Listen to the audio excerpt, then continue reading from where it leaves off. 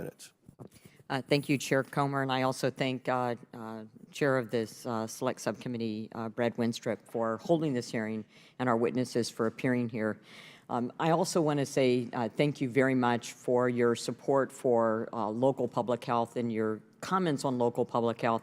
As the former director of the Iowa Department of Public Health, I was one of the very few people in my first year in Congress during the pandemic in 2021 that talked about the COVID funding that was being put across. Only 1/2% of all of that $1.9 trillion went to non-competitive grants to local public health. And as we know, the CDC went from the CDC to the CDC&P, the Centers for Disease Control to the Centers for Disease Control and Prevention, and more of the funding has gone into other health entities rather than to infectious diseases. And so as this relates to both biodefense, our preparation for the next pandemic, I think it's important.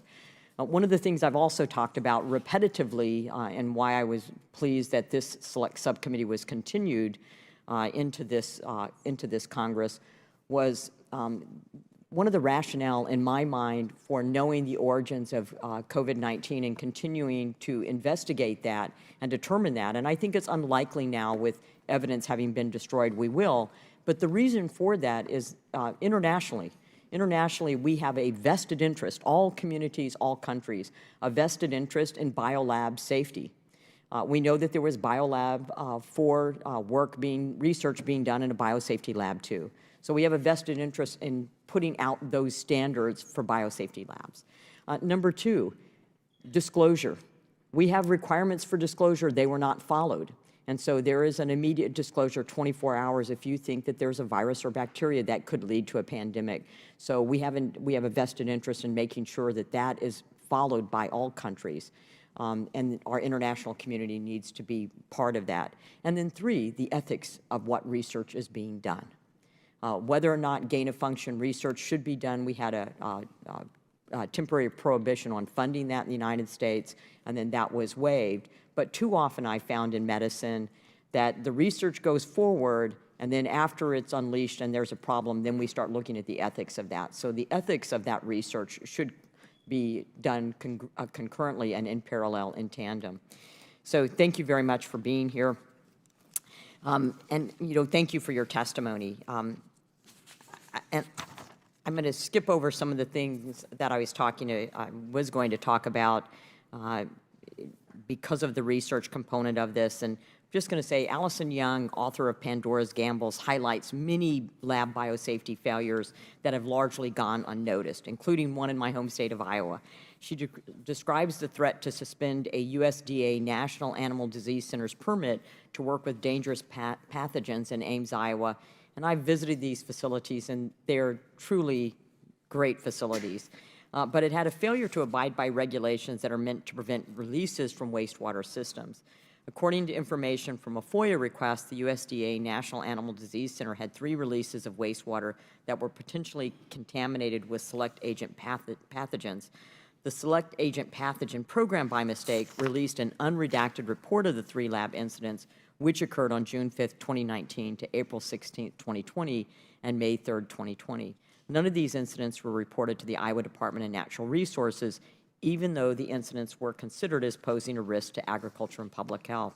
So Dr. Parker, the former CDC Director Tom Friedman, expressed concerns that the Select Agent Program did not complete any unannounced inspections to see how labs truly operated. Furthermore, the U.S. doesn't have comprehensive regulations, as you both have indicated, on biosafety at laboratories experimenting with infectious organisms to ensure a safe operation in the United States.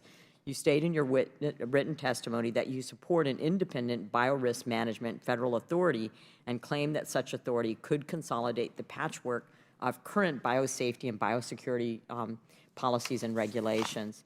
I'm just going to ask you to further clarify that and whether ASPR would be a good place for that location, given the CDC's failure in this pandemic to take research and then translate that into action or policies or messaging. Sure, thank you for the question. And I do believe that it is time to consider an independent biosafety oversight in some place in the federal government to consolidate the current patchwork of fragmented guidances and policies. And I'm not saying that each one is a bad policy or hasn't been effective, but it's the overall kind of patchwork. It's confusing for research institutions about who's their oversight authority and for what pathogen, for what funding stream, and so forth. So we need some kind of consolidation and also to look for how we can get efficiencies, close any gaps, and really make it easier for the research institutions, because it's pretty confusing, and that confusion increases our biosecurity risks. As far as is the organizational home for something like that, I'm not sure if ASPR is the right home. You know, remember, I was a principal deputy assistant secretary at ASPR.